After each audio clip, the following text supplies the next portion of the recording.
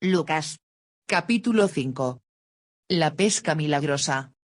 Aconteció que estando Jesús junto al lago de Genesaret, el gentío se agolpaba sobre él para oír la palabra de Dios.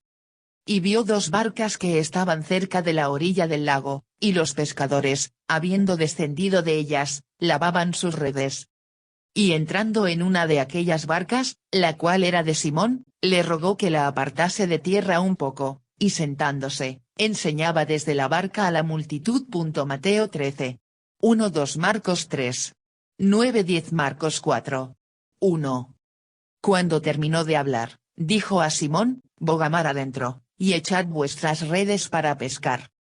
Respondiendo Simón, le dijo: Maestro, toda la noche hemos estado trabajando, y nada hemos pescado. Juan 21. 3 Mas en tu palabra echaré la red. Y habiéndolo hecho, encerraron gran cantidad de peces. Juan 21. 6 Y su red se rompía. Entonces hicieron señas a los compañeros que estaban en la otra barca, para que viniesen a ayudarles, y vinieron, y llenaron ambas barcas, de tal manera que se hundían. Viendo esto, Simón Pedro cayó de rodillas ante Jesús, diciendo: Apártate de mí, Señor, porque soy hombre pecador. Porque por la pesca que habían hecho, el temor se había apoderado de él, y de todos los que estaban con él. Y asimismo de Jacobo y Juan, hijos de Zebedeo, que eran compañeros de Simón. Pero Jesús dijo a Simón: No temas, desde ahora serás pescador de hombres. Y cuando trajeron a tierra las barcas, dejándolo todo, le siguieron. La pesca era el principal medio de vida en todas las ciudades o pequeñas aldeas que rodeaban el lago de Tiberíades en Galilea.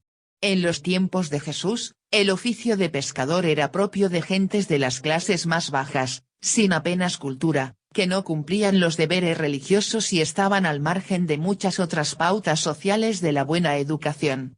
Junto con los campesinos y otros estratos sociales pobres, formaban los llamados amares, palabra cuyo significado original fue el de pueblo de la tierra o paisanos. Luego empezó a significar pecadores y malditos sin ley. Los pescadores de las orillas del lago de Galilea eran trabajadores dependientes de un patrón, al que tenían que entregar buena parte de las ganancias, o estaban independizados por grupos familiares formando pequeñas cooperativas con las que intentaban aliviar la gran estrechez económica en la que vivían. Quedan aún restos de pequeños embarcaderos de tiempos de Jesús en distintos puntos del lago. El más conservado es el de Taba, a unos 3 kilómetros de Cafarnaum, con escalones de hace 2000 años. El muelle de Cafarnaum está en parte reconstruido. Jesús invitó a su grupo a echar las redes y habló de un Dios pescador. Recogió esta imagen en la parábola de la red barredera, en la que habla del juicio de Dios sobre el mundo, separando los peces buenos de los malos. Mateo 13, 47-50. En aquel tiempo se entendía por peces malos los que no tenían escamas ni aletas, del tipo de las anguilas. Se consideraba que no eran buenos para comer. Jesús sana a un leproso. Sucedió que estando en una de las ciudades, se presentó un hombre lleno de lepra, el cual, viendo a Jesús, se postró con el rostro en tierra y le rogó, diciendo: Señor, si quieres, puedes limpiarme. Entonces, extendiendo él la mano, le tocó, diciendo: Quiero, sé limpio. Y al instante la lepra se fue de él. Y él le mandó que no lo dijese a nadie, sino ve, le dijo, muéstrate al sacerdote, y ofrece por tu purificación, según mandó Moisés. Levítico 14. 1-32 para testimonio a ellos. Pero su fama se extendía más y más, y se reunía mucha gente para oírle, y para que le sanase de sus enfermedades. Mas él se apartaba a lugares desiertos, y oraba. La lepra, que en la Biblia engloba muchas otras enfermedades de la piel, erupciones, ronchas, manchas, granos, era una enfermedad muy temida. Se la consideraba siempre como un castigo de Dios y se obligaba al leproso a separarse de su familia y de la comunidad y a vivir aislado. El leproso era, además de un enfermo repugnante, un impuro desde el punto de vista religioso y, por eso, eran los sacerdotes los que tenían que dictaminar tanto la enfermedad como la curación, si ésta se producía. En el Antiguo Testamento es muy extensa y pormenorizada la legislación sobre la lepra. Por ser una enfermedad tan horrible, era creencia popular que la lepra desaparecería cuando llegara el Mesías.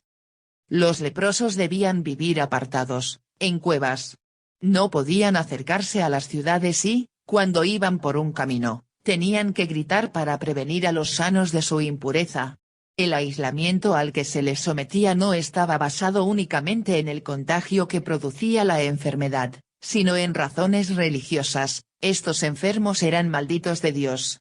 El hecho de que Jesús se acercara a los leprosos y los tocara fue, más que un gesto de compasión, una voluntaria violación de la ley religiosa que hacía culpable al que tocara a un impuro. Levítico 5:3. En los 4 evangelios se le atribuyen a Jesús hasta 41 milagros. Mateo es el que cita mayor cantidad, 24. Y Juan, el que menos, 9. Las narraciones de milagros están estrechamente ligadas a toda la actividad de Jesús. La mayoría de los hechos milagrosos consignados son curaciones de distintas enfermedades. Aún los críticos más severos admiten que Jesús debió ser un hombre con poderes para sanar a los enfermos, para aliviarlos o para fortalecer su fe en que podían curarse. Poderes que son difíciles de precisar hoy a 2000 años de distancia. Desde un punto de vista teológico, los evangelios proponen que se vea en cada hecho milagroso no un portento extraordinario, sino un signo de liberación. Jesús sana a un paralítico. Aconteció un día, que él estaba enseñando, y estaban sentados los fariseos y doctores de la ley, los cuales habían venido de todas las aldeas de Galilea, y de Judea y Jerusalén, y el poder del Señor estaba con él para sanar. Y sucedió que unos hombres que traían en un lecho a un hombre que estaba paralítico, procuraban llevarle adentro y ponerle delante de él. Pero no hallando cómo hacerlo a causa de la multitud, subieron encima de la casa, y por el tejado le bajaron con el lecho, poniéndole en medio, delante de Jesús. Al ver él la fe de ellos, le dijo: «Hombre, tus pecados te son perdonados». Entonces los escribas y los fariseos comenzaron a cavilar, diciendo: «¿Quién es este que habla blasfemias? ¿Quién puede perdonar pecados sino solo Dios?». Jesús entonces, conociendo los pensamientos de ellos, respondiendo les dijo: «¿Qué caviláis en vuestros corazones? ¿Qué es más fácil, decir, tus pecados te son perdonados, o decir, levántate y anda? Pues para que sepáis que el Hijo del Hombre tiene potestad en la tierra para perdonar pecados», dijo al paralítico: «A ti te digo, levántate, toma tu lecho, y vete a tu casa». Al instante, levantándose en presencia de ellos, y tomando el lecho en que estaba acostado, se fue a su casa, glorificando a Dios. 5:26. Y todos, sobrecogidos de asombro, glorificaban a Dios, y llenos de temor, decían: «Hoy hemos visto maravillas». En el pensamiento religioso tradicional se cree que el hombre tiene por una parte el alma, espiritual, elevada, digna de estima, y por la otra, el cuerpo, material, de bajos instintos, al que hay que dominar. En las religiones tradicionales están muy arraigados los dualismos: existen cosas, personas y lugares sagrados, y cosas, personas y lugares profanos. El futuro que aguarda al ser humano después de la muerte también se opone al presente. Se contraponen la tierra y el cielo, el más acá y el más allá. Ninguna de estas parejas de contrarios encontró base en el mensaje de Jesús. El signo que Jesús realizó con el paralítico de Cafarnaúm expresó que para Dios no existe diferencia ni contradicción entre lo material y lo espiritual, entre alma y cuerpo. En tiempos de Jesús, los techos de las casas eran planos, como azoteas. Descansaban sobre una base de vigas cubiertas con ramas, sobre la que se colocaba una capa de barro apisonado. En las casas corrientes esta armazón de vigas se hacía con madera de sicómoro. En edificios mayores había que emplear una madera mucho más fuerte. La del cedro, por ejemplo. La gente gustaba de comer en los techos de las casas, buscando el aire libre. El techo servía también como almacén y era habitual que, si no había lugar dentro de las casas, los huéspedes durmieran en el techo. Esta forma de construcción ligera y provisional, el techo se levantaba en el tiempo de mayor calor, explica cómo el paralítico de Cafarnaúm pudo ser descolgado por arriba en el interior de la casa de Pedro. Llamamiento de Leví. Después de estas cosas salió, y vio a un publicano llamado Leví, sentado al banco de los tributos públicos, y le dijo, sígueme. Y dejándolo todo, se levantó y le siguió. De Mateo, uno de los 12 discípulos de Jesús, sabemos por los datos que nos dan los evangelios, que era hijo de un tal Alfeo y que su oficio era cobrar impuestos en la aduana de Cafarnaúm, ciudad de paso de las caravanas que llegaban a Palestina procedentes de Damasco. El evangelio de Lucas y el de Marcos le llaman también Leví. Desde el siglo II se le consideró autor de uno de los 4 evangelios. Desde la época de la dominación persa, Israel conoció el pago de impuestos a una potencia extranjera. Pero solo hasta los tiempos del Imperio Romano empezaron a cobrarse tributos de forma sistemática. Toda provincia romana debía contribuir al fisco de Roma, aunque algunas ciudades y príncipes aliados del imperio podían cobrarlos para su propio provecho. Era el caso del tetrarca Herodes Antipas, que lo recaudaba en distintas ciudades de Galilea, entre ellas Cafarnaúm. Los impuestos eran una dura carga para el pueblo y una importante arma de control político en manos de los gobernantes. A las sumas ya establecidas se añadían todo tipo de prebendas y sobornos que había que ofrecer a las autoridades y a los servicios administrativos. La corrupción se extendía desde los más bajos hasta los más altos puestos del poder. Los cobradores o recaudadores de impuestos, llamados publicanos, formaban parte de la categoría social más despreciable del país, junto a usureros, cambistas, jugadores de azar y pastores, en su oficio, además del estricto cobro del tributo, suficiente motivo para hacerse acreedores del odio del pueblo, realizaban todo tipo de trampas.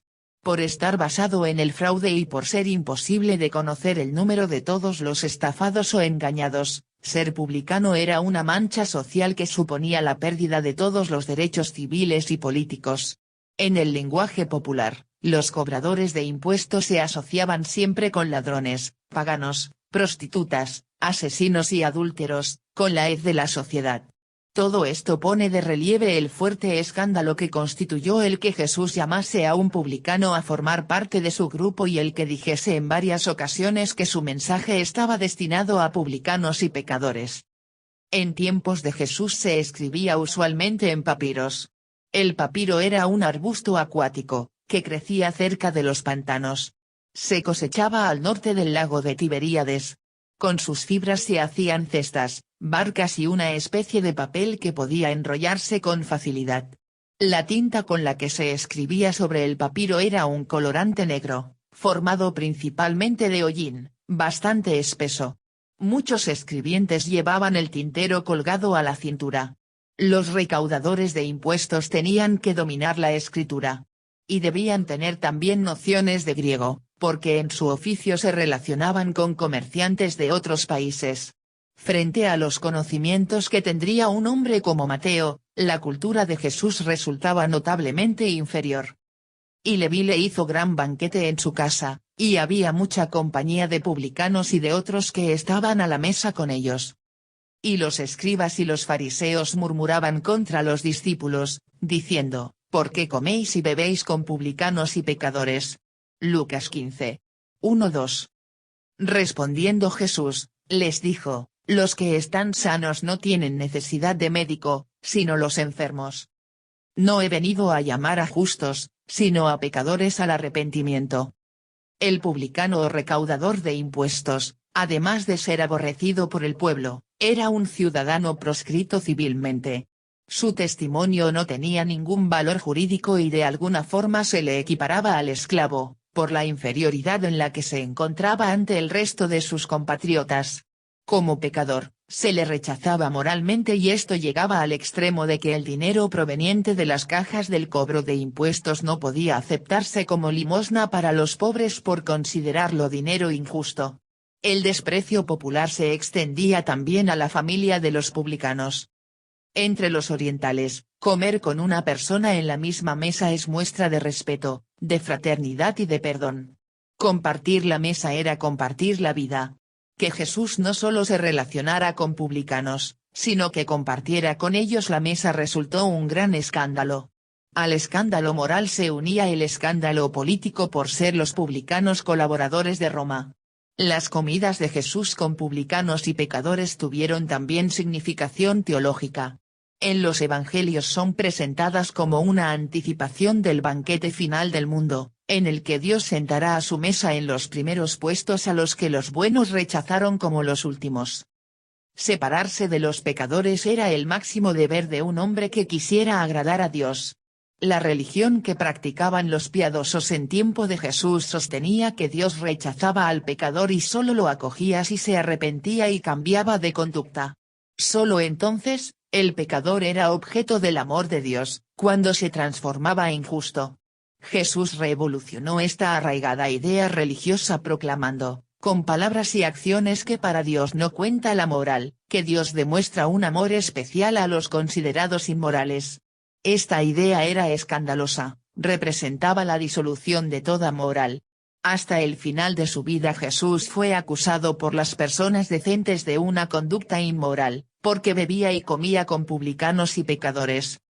La pregunta sobre el ayuno. Entonces ellos le dijeron, ¿por qué los discípulos de Juan ayunan muchas veces y hacen oraciones, y asimismo los de los fariseos, pero los tuyos comen y beben? Él les dijo, ¿podéis acaso hacer que los que están de bodas ayunen, entre tanto que el esposo está con ellos? Mas vendrán días cuando el esposo les será quitado, entonces, en aquellos días ayunarán. Les dijo también una parábola, nadie corta un pedazo de un vestido nuevo y lo pone en un vestido viejo, pues si lo hace, no solamente rompe el nuevo, sino que el remiendo sacado de él no armoniza con el viejo. Y nadie echa vino nuevo en odres viejos, de otra manera, el vino nuevo romperá los odres y se derramará, y los odres se perderán. Mas el vino nuevo en odres nuevos se ha de echar, y lo uno y lo otro se conservan. Y ninguno que beba del añejo, quiere luego el nuevo, porque dice, el añejo es mejor. En Israel, la penitencia de ayunar aparece como una forma de humillación del hombre ante Dios. Se practicaba para dar más eficacia a la oración, en momentos de peligro o de prueba. Había días de ayuno, en los que la ley religiosa determinaba que todo el pueblo debía abstenerse de comer, en recuerdo de grandes calamidades nacionales o para pedir la ayuda divina. También se podía ayunar por devoción personal. En tiempos de Jesús, se había ido dando cada vez una mayor importancia a esta práctica. Los fariseos tenían costumbre de ayunar 2 veces por semana, los lunes y los jueves. Juan el Bautista, por sus orígenes esenios, inculcaría seguramente en sus discípulos la necesidad del ayuno. El ayuno, como otras devociones religiosas, fue criticado duramente por los profetas de Israel. Había llegado a convertirse en una especie de chantaje espiritual por el que los hombres injustos pensaban ganarse el favor de Dios, olvidando lo esencial de la actitud religiosa, la justicia. Con el culto, con incienso y oraciones, con duras penitencias, buscaban hacer méritos ante Dios y así salvarse. Los profetas clamaron contra esta caricatura de Dios y de la religión y dejaron bien claro cuál era el ayuno que Dios quiere: liberar a los oprimidos, compartir el pan, abrir las puertas de las cárceles. Isaías 58:1-12. Jesús consagró definitivamente el mensaje de los profetas. En la primera comunidad cristiana se aceptó la práctica del ayuno como una preparación para la elección de los dirigentes de la Iglesia, Hechos 13:2-3, pero en ninguna de las cartas de los apóstoles se menciona el ayuno.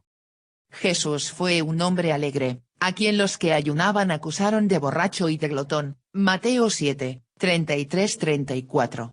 Y comparó varias veces el reino de Dios con un banquete, con una boda, con una fiesta.